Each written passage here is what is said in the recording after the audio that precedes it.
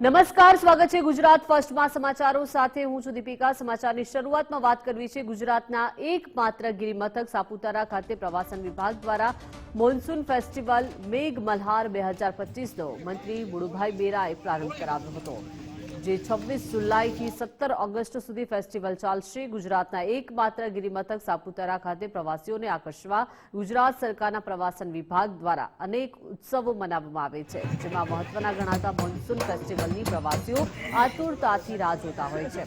આ મોન્સૂન ફેસ્ટિવલનો પ્રવાસન મંત્રી મુળુભાઈ બેરાના હસ્તે પ્રારંભ કરવામાં આવ્યો હતો, જે આગામી 17 ઓગસ્ટ સુધી ચાલશે। મોન્સૂન ફેસ્ટિવલનું નામ મેઘ મલ્હાર આપવામાં આવ્યું છે, ત્યારે આ ફેસ્ટિવલની શરૂઆત વ્હાઇટ ફેદર સર્કલ ખાતેથી લીલી ઝંડી આપી રેલીનું પ્રસ્થાન કરાવ્યું, જેમાં અલગ અલગ 13 જેટલા રાજ્યના 350થી વધુ સાંસ્કૃતિક કાર્યક્રમની ઝાંખીઓનું પ્રદર્શન જોવા મળ્યું, તો વિવિધ પ્રદેશોના કલાકારો દ્વારા સાંસ્કૃતિક કાર્યક્રમ રજૂ કરવામાં આવ્યો હતો, જેને પ્રવાસીઓએ મન ભરીને માણ્યું હતું।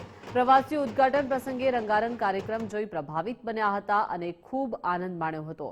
સ્થાનિક વેપારીઓએ આ ફેસ્ટિવલ તત્કાલીન મુખ્યમંત્રી નરેન્દ્ર મોદીની દેન કહી તેમનો આભાર માન્યો હતો।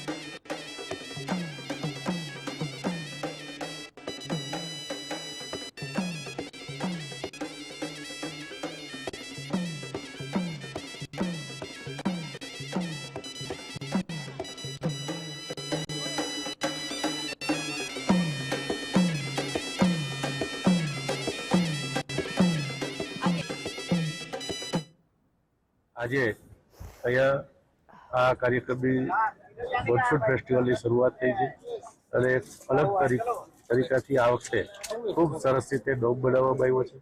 સાંસ્કૃતિક કાર્યક્રમમાં આપણા ગુજરાતના સુપ્રસિદ્ધ કલાકારો પણ અહીંયા રજાના દિવસો છે ત્યારે એ ઉપસ્થિત રહેવાના છે। શનિ રવિ હોય કે રજાના દિવસોમાં અહીંયા પર્યટકોને સાંસ્કૃતિક કાર્યક્રમની પણ મજા લઈ શકે એ પ્રમાણેની વ્યવસ્થા પ્રવાસન નિગમ પ્રવાસન વિભાગ તરફથી કરવામાં આવી છે। અહીં મોન્સૂન ફેસ્ટિવલની ઓપનિંગ તો ખૂબ સરસ રીતે થઈ રહી છે। અમે બધા નવા લોકો સાથે મળી રહ્યા છે। અમે બધા લોકો વિશે જાણીશું। અહીંના કલાકારીગીરો કેટલા નવા આવવાના છે, 354 આર્ટિસ્ટ આવવાના છે, એ લોકો વિશે અમે જાણીશું। ત્યારે સ્ટેટના બધા રાજ્યના લોકો આવવાના છે, એ વિશે અમે જોઈશું કે એ લોકો કેવા રીતના હોય છે। નવું બધું અમને અહીં જાણવા મળશે, એનું અમે આનંદ લઈશું।